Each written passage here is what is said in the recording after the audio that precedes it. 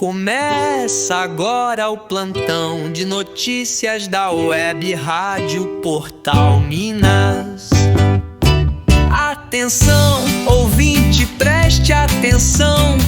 Tá chegando agora o plantão, notícia quentinha em primeira mão. Portal Minas, música boa e fonte de informação.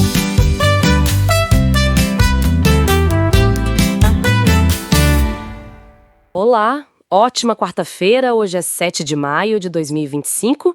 Vamos começar com as principais notícias do dia.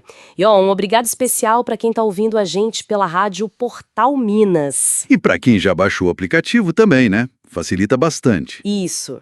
Bom, vamos direto ao ponto. A saúde em Minas Gerais tá precisando de atenção máxima, viu? É verdade. Decretaram emergência em saúde pública. Começou dia 2 de maio, vale por 180 dias. O motivo, olha, é um aumento bem preocupante de doenças respiratórias. Principalmente SARG, né? Síndrome respiratória aguda grave. E Covid-19 também, infelizmente. Exato. Já são 98 mortes por Covid só este ano no estado. E um ponto crítico é a baixa vacinação. Isso complica demais o controle. Com certeza. Em BH, para ter uma ideia, a procura por atendimento deu um salto. Foi de 42 mil para 63 mil casos. Isso só de março para abril. Tá sobrecarregando tudo, principalmente os leitos pediátricos. É uma pressão enorme. E por causa disso, criaram um Centro de Operações de Emergência, o COI Minas, SARG, para tentar coordenar melhor as ações. E o decreto também dá uma agilizada, né? Permite contratação emergencial, compra de insumos sem precisar de licitação. Bem, a FEMIG mesmo já anunciou que vai contratar 110 profissionais. É uma resposta que tinha que vir rápido, né? E outras cidades mineiras estão indo pelo mesmo caminho, decretando emergência também. Mudando de assunto, mas ainda em Minas, vamos falar daquela polêmica dos pedágios na Grande BH. O Tribunal de Contas do Estado, o TCMG... Aquele que fiscaliza as contas públicas, né? Esse mesmo. Ele manteve a suspensão da licitação do Rodoanel, ali do Vetor Norte. Só que o governo Zema não aceitou. Não aceitou e já correu para o Tribunal de Justiça, o TJMG, para tentar reverter essa decisão do TCE. A Advocacia Geral do Estado entrou com um pedido para revogar a suspensão. É um embate, né?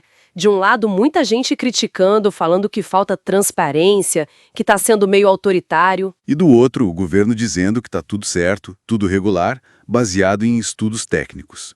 Mas o TCE, bem, ele apontou falhas no processo. E aquela história do desconto metropolitano para quem usa muito a via. Essa aí ficou em suspenso, por enquanto.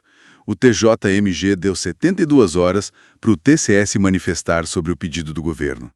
É uma briga jurídica e política que está longe de acabar, parece. Agora, dando um pulinho rápido em Brasília, a Câmara dos Deputados aprovou a urgência para votar um projeto que, olha só, pode aumentar o número de deputados federais. Isso veio por causa de uma decisão do STF, né?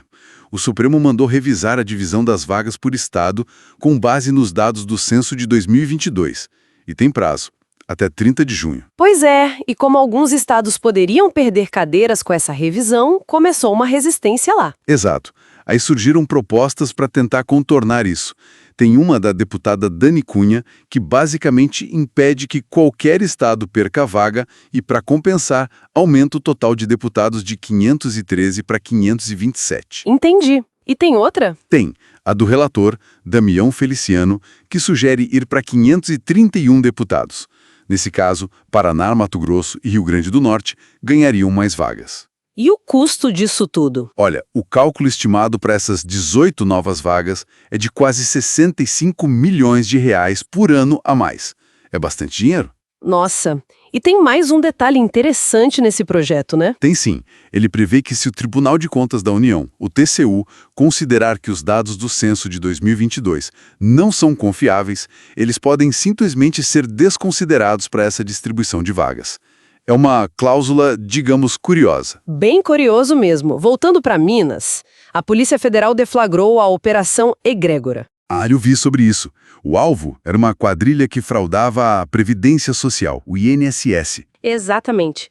O esquema era criar identidades falsas, sabe? Falsificavam documentos para cadastrar gente que não existia no INSS e receber benefícios, principalmente aqueles de assistência para idosos. E o método era bem elaborado.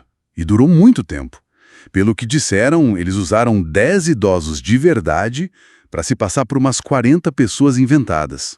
E isso por quase 20 anos, imagina. 20 anos. É muito tempo. O prejuízo que eles calcularam foi de 11,5 milhões de reais para os cofres públicos. E a operação ainda conseguiu evitar um prejuízo futuro que seria de mais 5,2 milhões de reais. Os responsáveis agora podem responder por estelionato qualificado, associação criminosa, uma fraude grande mesmo. Agora um alerta que mexe com o bolso. Parece que pode ter aumento no preço do gás de cozinha aqui em Minas. Fica o aviso. Teve um reajuste recente lá no Distrito Federal que acendeu esse sinal. A gente sabe que já está acontecendo em outras regiões também. A causa parece ser a nova política comercial da Petrobras, com aqueles leilões mensais. Isso pode impactar o custo das distribuidoras e, claro, acabar sendo repassado para a gente, para o consumidor. Então a dica é ficar de olho, pesquisar preços antes de comprar. Com certeza. E olha só essa decisão da Justiça do Trabalho aqui de BH. Uma empresa foi condenada. Condenada por quê? Teve que pagar R$5 mil de danos morais porque demitiu um funcionário por causa do cabelo dele. Ele usava dreadlocks e tranças. Sério? Mas tinha prova disso? Tinha. Uma gravação de um supervisor falando que o estilo dele não combinava com a imagem formal que a empresa queria passar. Que absurdo. E a justiça? Entendeu como discriminação clara ligada à aparência e à cultura afrodescendente, à identidade da pessoa. E o TRT-MG, o Tribunal Regional do Trabalho, manteve a condenação, uma decisão importante. Muito importante mesmo. Agora falando de esporte. O Cruzeiro, agora com Pedro Lourenço na gestão, está pensando em levar um jogo do time lá para o Ipatingão, em Ipatinga. É interessante. Para aproximar da torcida do Vale do Aço, né? Exatamente. E também para ter uma opção quando o Mineirão não estiver disponível. Agora, eles estão analisando a capacidade do estádio, parece que pode liberar para uns 22 mil torcedores e vendo se encaixa no calendário. Legal a iniciativa. E falando rapidamente de outro assunto que circulou, teve aquele apelo do pastor Valdemiro Santiago, né? Sim, bem brevemente, ele pediu doações de um salário mínimo para 12 mil fiéis, falou que era uma ação pontual, inspiração divina, isso num contexto que já se sabe, né, de dificuldades financeiras da igreja dele. Pois é. E para fechar, uma nota sobre entretenimento. A Globo transmitiu o show da Lady Gaga. E como foi de audiência? Liderou em São Paulo, sim, mas a média ficou em 12 pontos.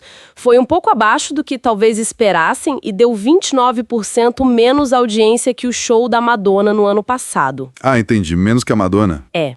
Mas, apesar disso, comercialmente foi um sucesso. Dizem que arrecadou 50 milhões de reais com patrocínios para a emissora. Bom, para eles então. Bom, por hoje é isso. A gente agradece mais uma vez a sua companhia aqui na Rádio Portal Minas. E lembrando, para saber mais detalhes de tudo isso e outras notícias, é só acessar o www.portalminas.com. Pois é, fica a reflexão, né? Como todas essas notícias, desde a emergência na saúde, as brigas políticas, as fraudes, até as questões sociais como a discriminação e mesmo o esporte, o entretenimento, tudo isso se conecta e impacta diretamente o nosso dia a dia aqui em Minas. É bom ficar informado. Até a próxima.